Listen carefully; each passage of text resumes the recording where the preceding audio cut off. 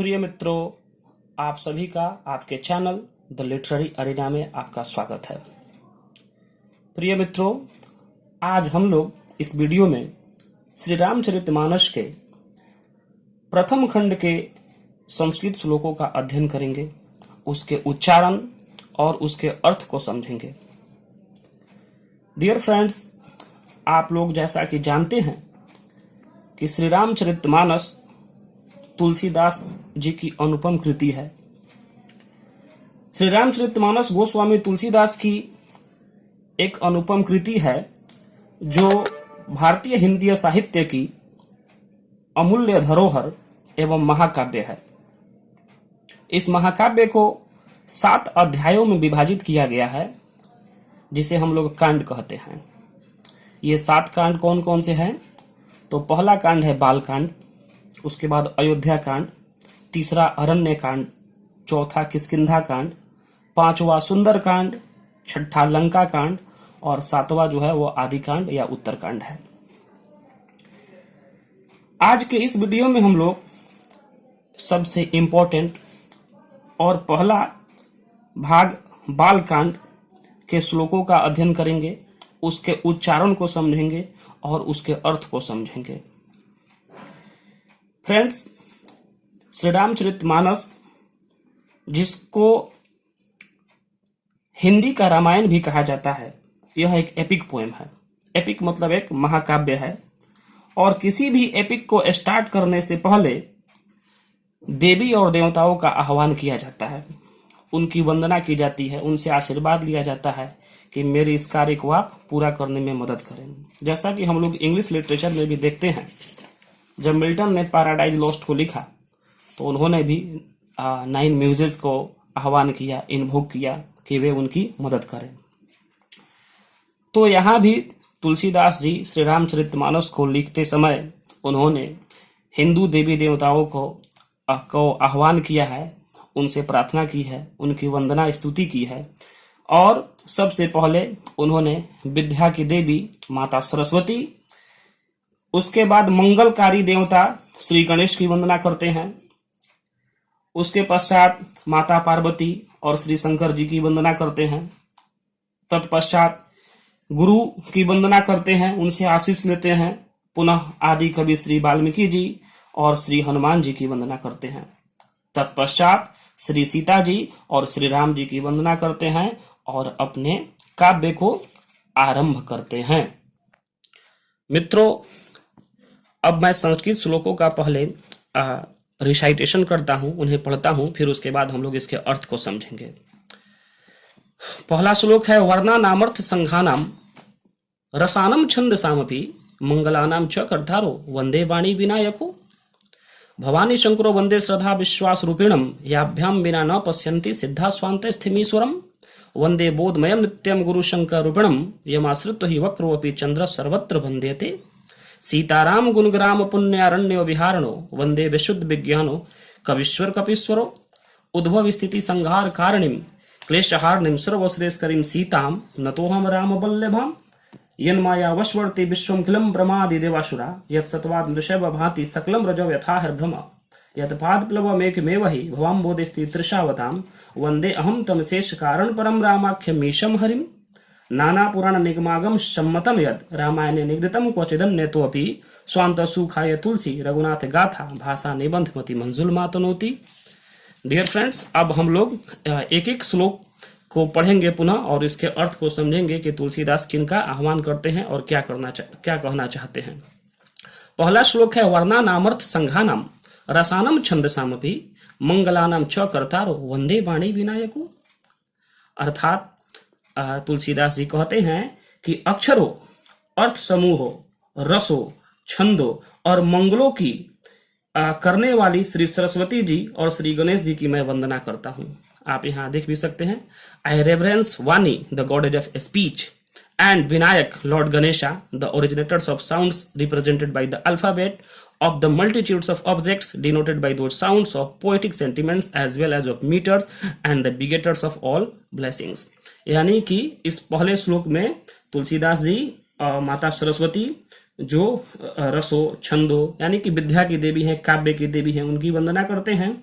और श्री गणेश जी की वंदना करते हैं, जो किसी भी कार्य को मंगल करते हैं, उसे ऑस्पिशियस बनाते हैं। दूसरा श्लोक में भवानी शंकरो वंदे श्रद्धा विश्वास रूपिणो याभ्याम बिना न पश्यंती सिद्धा स्वंत स्थमीश्वरम।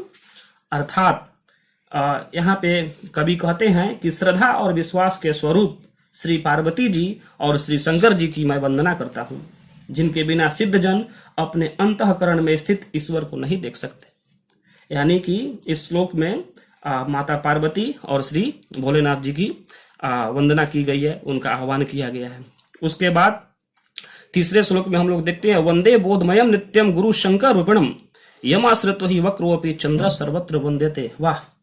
इसमें इस श्लोक में कवि कहते हैं कि ज्ञानमय नित्य शंकर रूपी गुरु की मैं वंदना करता हूँ। गुरु का स्थान सबसे ऊंचा दिया गया है और इसी बात को ये कहते हैं कि ज्ञानमय नित्य शंकर रूपी गुरु की मैं वंदना करता हूँ, जिनके आश्रित होने से ही टेढ़ा चंद्रमा भी सर्वत्र वंदित होता है। यानी कि गुरु का आशीर्वाद से भी, गुरु का आशीर्वाद के कारण ही टेढ़े चंद्रमा को भी पूरे संसार में जो है मान सम्मान मिलता है और उसे भोलेनाथ के शीश पे रखा जाता है।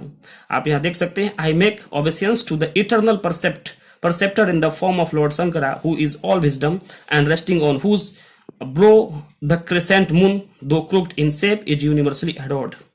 ये इसका इंग्लिश ट्रांसलेशन है, आप देख सकते हैं।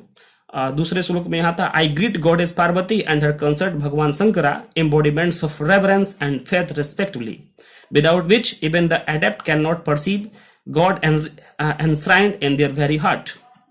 चौथा श्लोक है सीताराम गुणग्राम पुण्यारण्य विहारणो। ये लंबा वर्ड्स लिखा गया है, इसको तोड़ेंगे हम लोग। सीता राम गुणग्राम पुण्यारण्य विहारणो वंदे विशुद्ध विज्ञानो कविश्वर कपीश्वरो। कविश्वर कवि जोड़ ईश्वर और कपीश्वर कपि जोड़ ईश्वर, दो शब्दों के मिलने से बना है।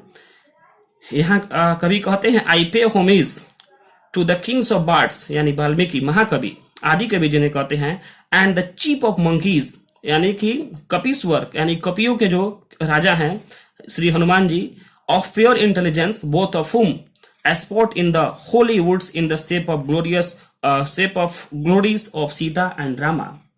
उसके बाद ये कहते हैं, कवि कहते हैं कि श्री सीताराम जी के गुण समूह रूपी वन में विहार करने वाले विशुद्ध विज्ञान संपन्न कविश्वर श्री वाल्मीकि जी और कपीश्वर हनुमान जी की मैं वंदना करता हूं। अब फ्रेंड्स हम लोग 5वें श्लोक की तरफ बढ़ते हैं।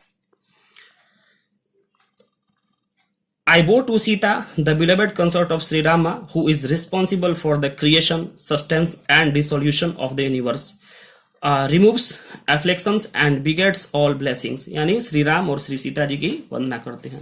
फिर कहते हैं कभी यन माया वशवर्ती विश्वमखिलम ब्रह्मादि देवासुरा यत सतवाद नृषैव भांति सकलम रजव यथाहर ब्रह्म यत पाद प्लव मेक मेव हि भवम बोधिस्ति तृषावताम वंदे अहम तमशेष कारण परम रामाख्यमीशम हरिम। यानी कहते हैं I adore lord Hari known by the name of Shri Rama. अब इसमें इस श्लोक में हुआ है श्री हरि यानी विष्णु जी की वंदना करते हैं, जिन्हें हम लोग राम के नाम से जानते हैं, जिनकी माया के वशीभूत संपूर्ण विश्व ब्रह्मादि देवता और असुर हैं, जिनकी सत्ता से रस्सी में सर्प के भ्रम की भांति यह सारा दृश्य जगत सत्य ही प्रतीत होता है, और जिनके केवल चरण ही भवसागर से तरने की इच्छा वालों के लिए एकमात्र नौका है। उन समस्त कारणों से सब कारणों के कारण और श्रेष्ठ जो कहे जाने वाले हैं वो श्री राम हैं, और मैं उन राम रूपी श्री हरि की वंदना करता हूं। यानी राम जो हैं वही विष्णु का अवतार है, उनकी वंदना करते हैं। पुनः कहते हैं नाना पुराण निगमागम सम्मतम यद रामायणे निगदितम क्वचिदन्य तो अपि स्वांत सुखाय तुलसी रघुनाथ गाथा भाषा निबंध मति मंजुल मातनति। ये भी लंबा वर्ड है, आप इसे देखिए तोड़िए। रघुनाथ गाथा भाषा निबंध मति मंजुल मातनोति।